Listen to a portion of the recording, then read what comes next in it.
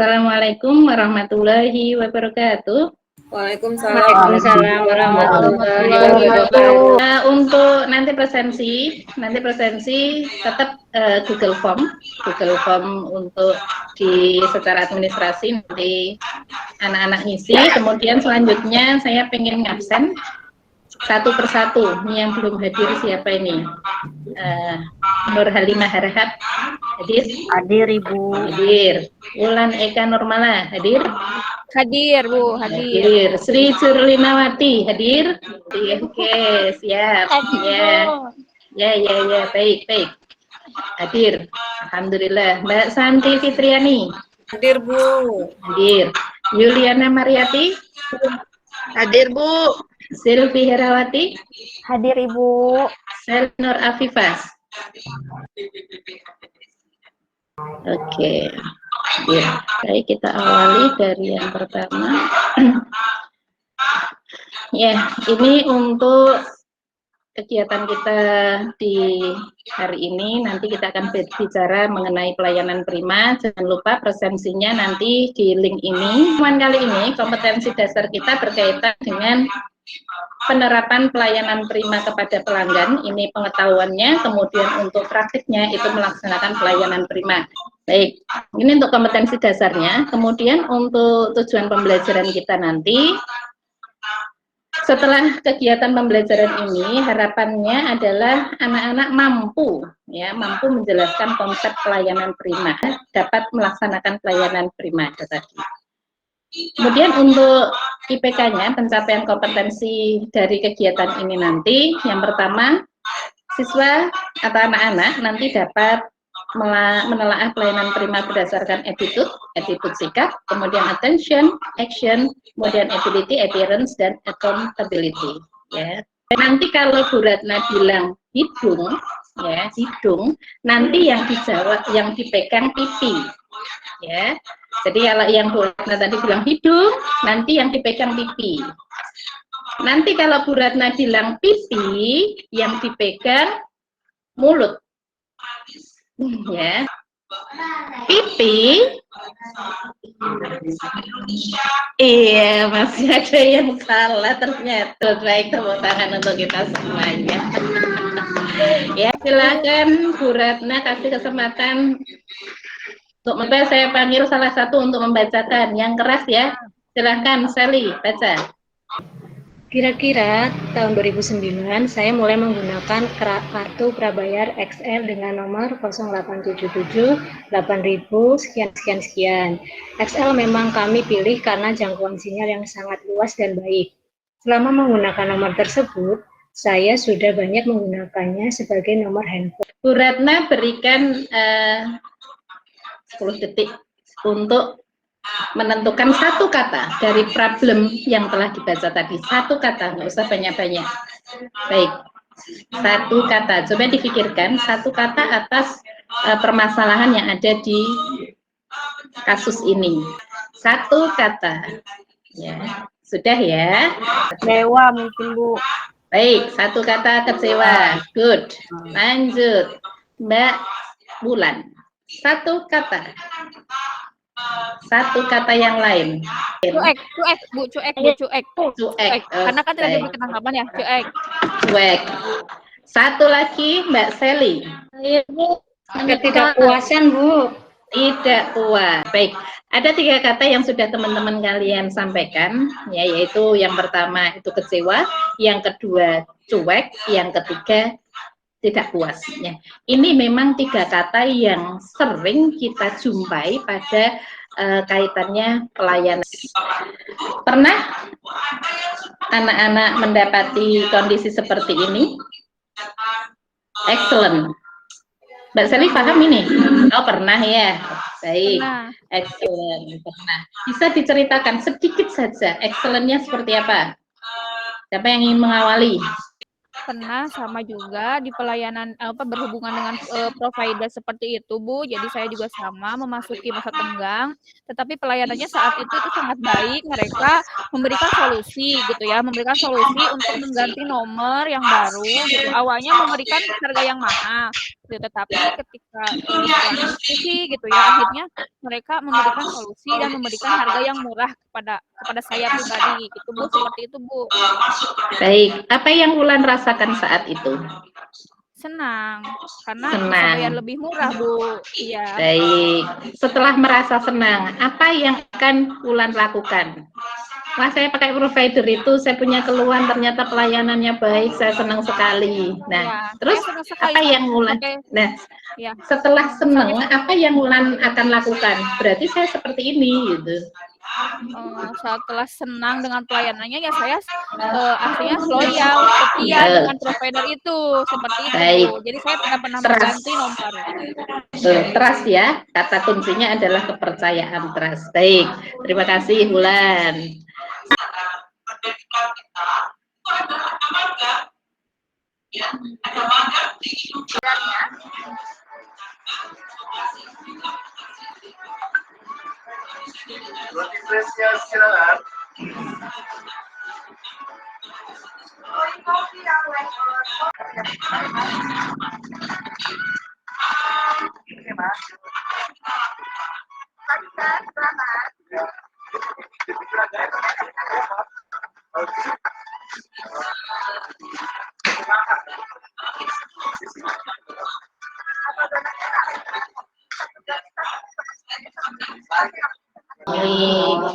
Sudah menyaksikan ya anak-anak ya?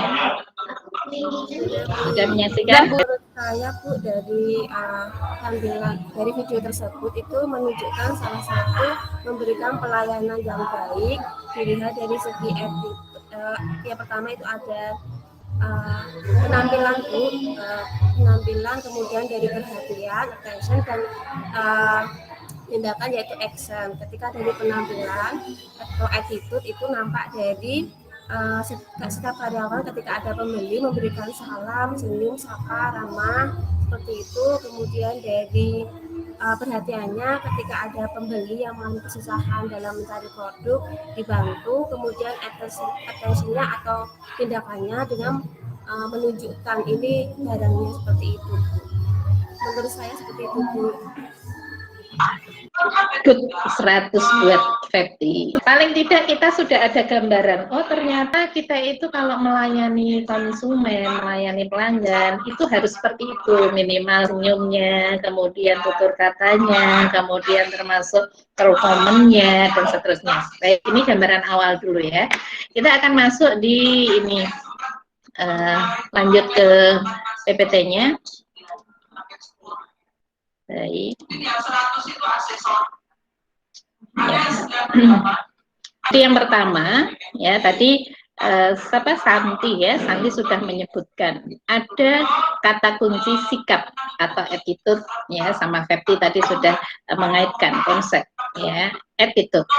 Jadi kaitannya sama attitude itu apa? 3 hal ini. Yang pertama, penampilan serasi ya. Yang kedua, berpikir positif, dan yang ketiga saling menghargai ya.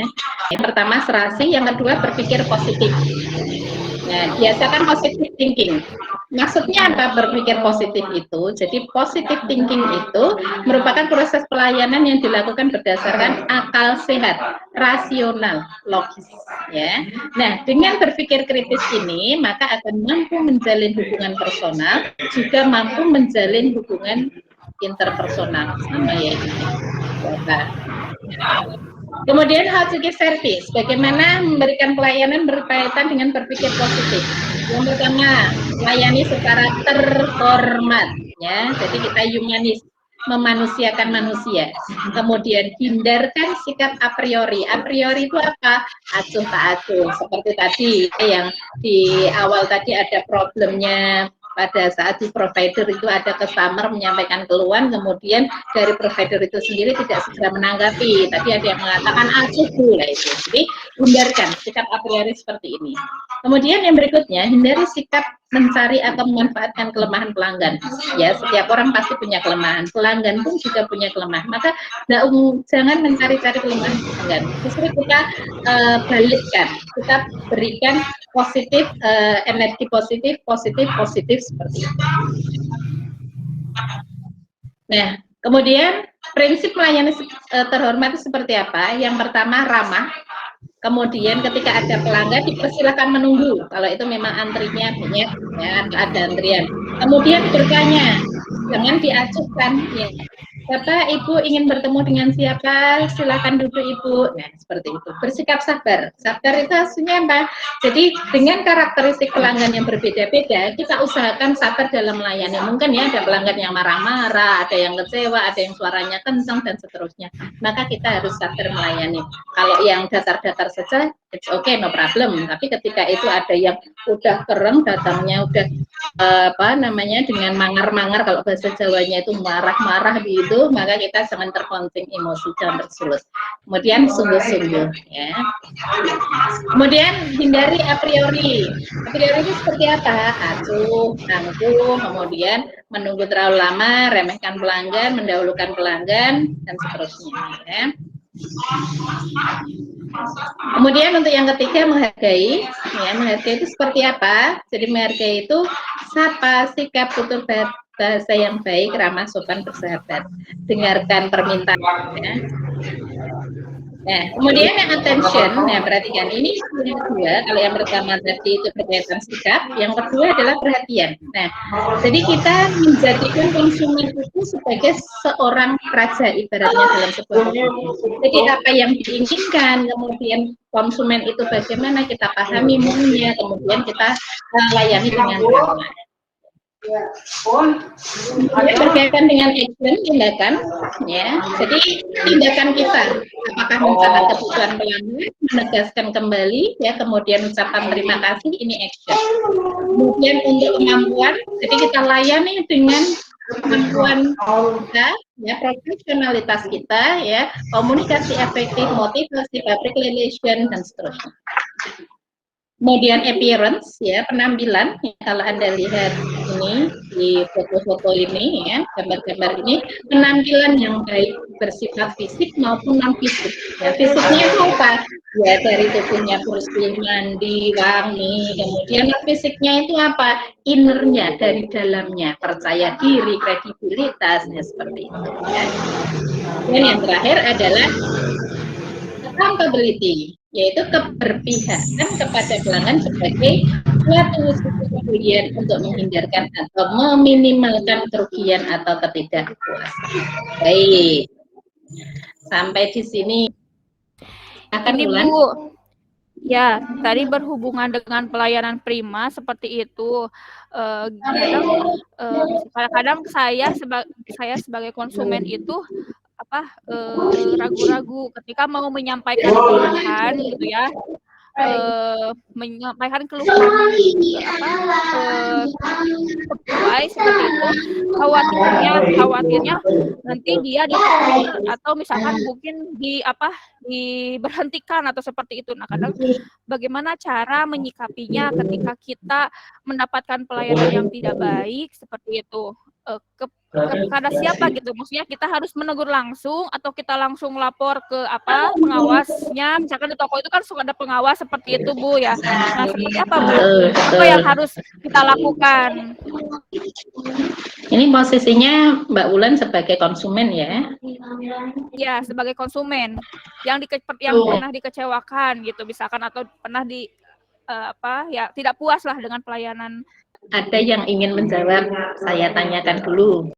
Misalnya kan Bu, di suatu kantor itu ada dia berbentuk kotak saran dan kritiknya, kita adukan ke dalam pengaduan. Tapi sih memang satu sisi Bu, kasihan juga nanti mereka dipecat gara-gara mungkin pada saat itu si pegawai tadi mungkin memiliki masalah. Mungkin pas apabila ada kotak saran dan kritik kita masukkan dalam situ saja Bu. Mungkin itu pendapat saya Bu. Terima kasih, pendapat yang luar biasa dari Mbak Silvi.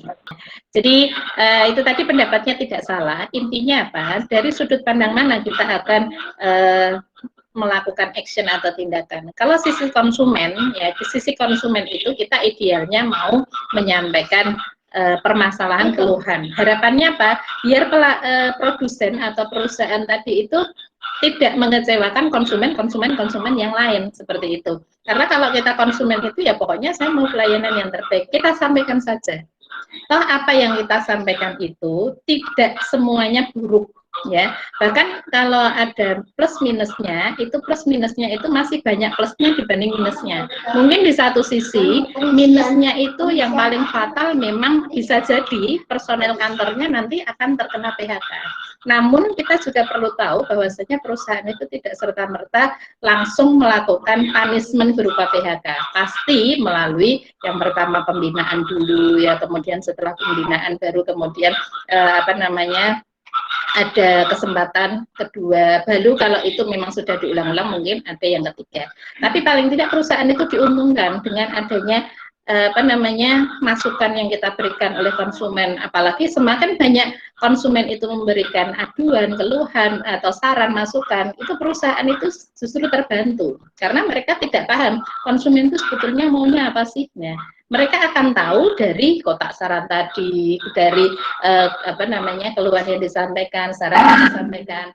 Maka ada, kalau saya sering ke suatu tempat itu pasti di sana itu tinggalkan pesan untuk perbaikan kami. Nah itu, jadi kepuasan Anda adalah tujuan kami. Nah itu memang perusahaan yang bonafit itu memang punya prinsip seperti itu. Ya, good. Terima kasih pertanyaan yang bagus dan juga jawaban-jawaban yang bagus dari teman-teman semua. Yang penting adalah aplikasinya. Baik, untuk selanjutnya Bu Ratna akan share link, ya. Silakan nanti teman-teman kerjakan, anak-anak kerjakan. Saya akan sampaikan di kolom chat. Ini adalah untuk ngetek anak-anak, ya. Kalau tidak itu 3 itu betul semua dapat 100, ya. Salah satu bisa jadi dapat 70, bisa jadi dapat 60. Silakan dikerjakan. Bu Ratna kasih waktu karena 3 soal, 3 kali 1 menit.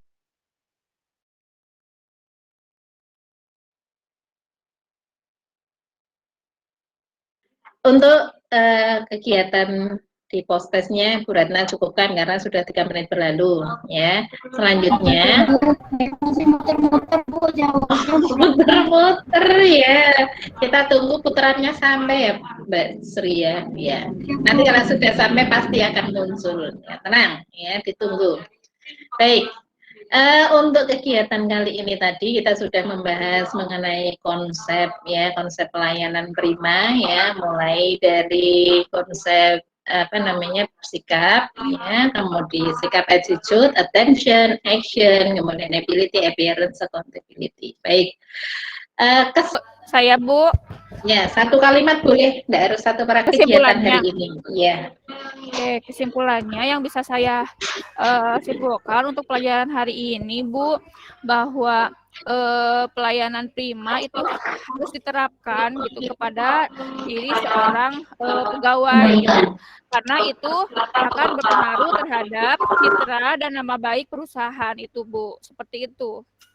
Jadi memang kita sebagai seorang kalau dalam hal ini personel kantor harus memberikan pelayanan yang maksimal terhadap pelanggan kita. Usahakan kita menggunakan prinsip customer satisfaction. Ya, dampaknya apa? Dampaknya itu nanti pada keuntungan perusahaan secara lebih jauh. Jadi itu kesimpulan pembelajaran kita di pertemuan ini. Untuk selanjutnya, ya, ini nanti tugasnya nanti anak-anak menyusun rancangan untuk pelayanan pelanggan. Jadi nanti anak-anak membuat video pendek. Nah, hasilnya nanti akan diunggah, diposting di media sosial masing-masing, ya. Boleh Facebook, Instagram, maupun Twitter dan seterusnya. Ya, jadi nanti anak-anak mainkan peran di sini. Nah, sebelum mainkan peran, tentunya rancang dulu, direncanakan, ya. Saya mau temanya apa, kemudian nanti perusahaan saya bergerak di bidang apa, kemudian nanti perannya apa saja. Oh, si A jadi Fulan jadi ini, Juliana jadi ini, Nur Halimah jadi ini. Nah, kemudian nanti buat skenarionya. Nah, kalau sudah praktekkan, videokan, posting.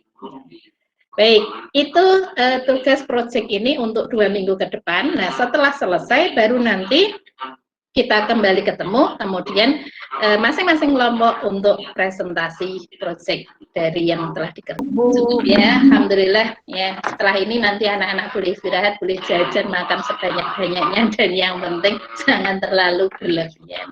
Demikian dari Bu Ratna, billahi taufiq wal hidayah. Wassalamualaikum warahmatullahi wabarakatuh. Waalaikumsalam warahmatullahi wabarakatuh.